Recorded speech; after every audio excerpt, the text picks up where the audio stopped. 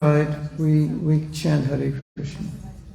And we're chanting before we're initiated also. And this is, as we said, formalizing it. So, Prabhupada asked us to talk about the 10 offenses during initiation because it's Harinam initiation, and if you commit offenses, it nullifies the value of the holy name, the power of it. And many of us think the power, it's just in it. That's true to a certain extent. But if we chant with offense, you're getting very little potency of the full manifestation of what you could get. So that's why we talk about the 10 offenses during initiation. And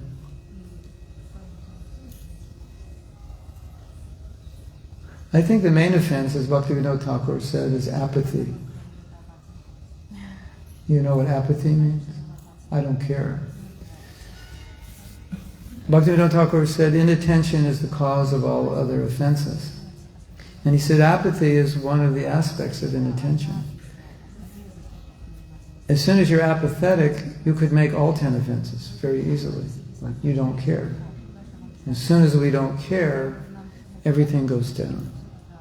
So I would like to sum this up quickly, because we have to, I think, start soon. Is when you chant the holy name, don't be apathetic. Be devotional, be prayerful. And he said another aspect of inattention is distraction. And the third aspect is laziness. So if we can if we can overcome inattention, I don't think we'll have a problem with the other offenses. Apathy, distraction, and laziness. Can you relate to that? Just go to any Hare Krishna temple about an hour and a half into japa, and you'll see a lot of apathy, distraction, and laziness. Have you noticed? Right after Mangal Artik, you don't see so much, but after a while you do. It's a tendency. So that's something to remember.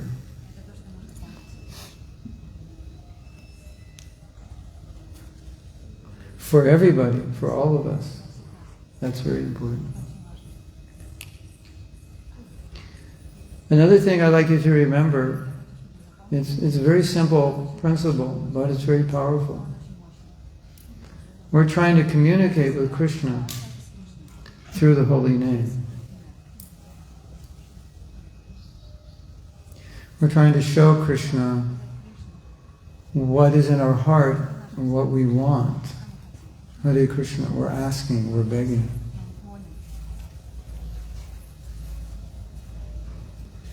And you can't communicate to somebody something that's not in your heart.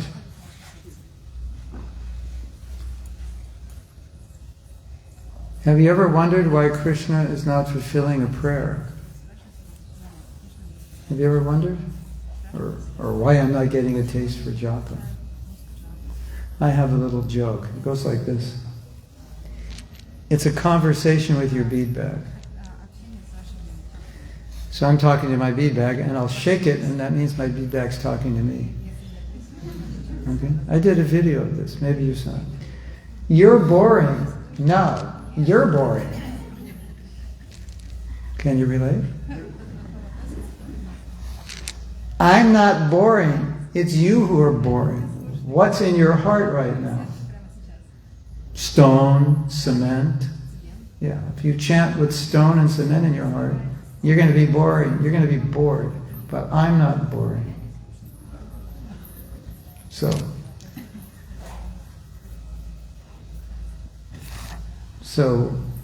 Krishna is saying in the form of the holy name, show me what's in your heart. I want to feel it. Because if you don't feel anything, I don't feel anything. How come Krishna's not reciprocating? Maybe Krishna, how come you're not reciprocating? Maybe you're not giving me anything to reciprocate with. You ever think about that? Like, How come I'm not a millionaire? Because you didn't invest any money. So, what are you communicating through the holy name? You're communicating what's in your heart, what you're feeling, what your desire is, what your aspiration is. So one time Prabhupada said, when you chant, Krishna comes and asks you, what do you want?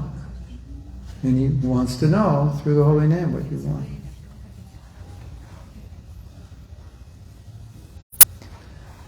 I was once in a training how to do seminars, and the facilitator said, you should feel the audience. And someone raised his hand and said, how do you feel the audience? He said, come on stage. He had a flip chart behind. He wrote an emotion on the flip chart. This man couldn't see it, and he asked the audience, whatever emotion I write, just manifest that emotion. And he asked the person to guess. So, peace, anger, agitation, happiness, love. He guessed every one. You feel what's in people's hearts. So you're chanting japa. Ask yourself, what am I communicating to Krishna? And you're communicating what's in your heart. We know sometimes we're communicating to Krishna that I don't like to chant. Have you ever communicated that? I know the answer. Unless you're an avatar, the answer is yes. Any avatars here? Raise your hand. Yeah. So it's always good to remember, when I'm chanting, what am I communicating? I don't want to do this, I don't like this is boring, etc. Are we ready yet? Or Jamuna, what's the time of arrival of the yajna? 5 minutes? How long is 5 minutes? I have to check. In India and Mexico, you always have to ask, how long is 5 minutes? And when a woman says, I'll be ready in 5 minutes, husbands, how long is that? Can you give us how long that is, approximately? That's how we learn. Around what? That's how I learned patience. Yeah. I don't know. Yeah, my experience is anywhere from 15 to 30 minutes. Is that about right? Well, I guess if you have 120 saris, it takes 15 minutes just to decide, right? Which one to put on. So, anyway, we're having fun here. It's interesting how sometimes Prabhupada would have fun on initiation and make jokes. It's like such a serious thing. He would make jokes. Our godbrother Kusakrata, he was a very eccentric and genius devotee. So he recited the 4 principles, and Prabhupada said, which one is your favorite? So he's smart. He goes, all of them, Srila Prabhupada. And just smiled. Yeah. So Prabhupada would sometimes have fun like that. So when you're chanting, and your chanting is you're losing your devotion, stop and ask yourself, what am I communicating right now to Krishna? I know you're communicating the holy name, but that could just be a sound. What is your heart communicating? Because what's in your heart is what you're communicating. And that's why Bhaktisiddhanta said, chanting is not lip deep, it's heart deep. You communicate what's in your heart. And your lips only express what's in your heart. I mean, ideally, your lips are an expression of what's your heart. And that's what he meant by chanting is heart deep. It should come from your bhakti, your offering, your prayer. Last night we were doing kirtan, and we were reminding the devotees of that lecture where Prabhupada said, what do I have to offer you? I have nothing. All you can offer is your feeling. So he said, imagine each mantra is a flower. With each flower, we're offering our feeling to Krishna. What else do I have?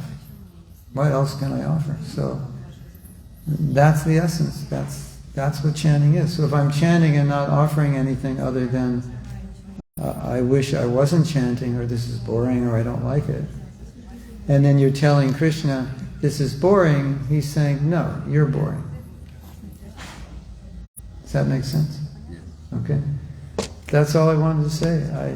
I'm happy that I said that. I think that's only took me 50 years to figure that out. And you got it all in 5 minutes. So you don't have to spend 50 years trying to figure it out. Srila Prabhupada ki jai, Go Premanandi, Hari Hari Bol. So I'm assuming we're going to bring these mats outside. Is that correct? They're already out. All right. So we're going to do what Prabhupada did.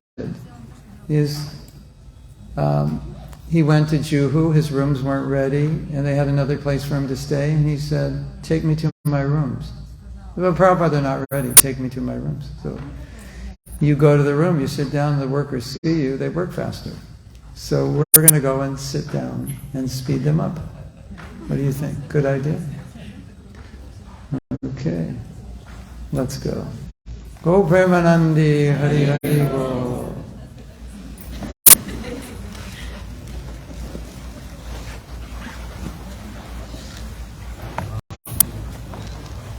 Hare Krishna, Hare Krishna, Krishna Krishna.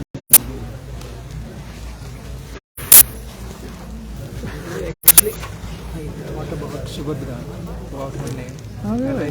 And I thought like I'll suggest to you. And I also thought about Hanuman. And I thought it's a good name. Yeah. So, but it's better. Yeah. Well, you know, Hanuman is dangerous because then it puts you on the path of Ram Bhakta. Not necessarily. Yeah. Shanava likes the name Hanuman. Yes. Yeah. I thought about Hanuman. I was guessing on Hanuman. Yeah. Well, This is even better. yeah, they're all good. They're all spiritual names, so they're all the same. You're all right?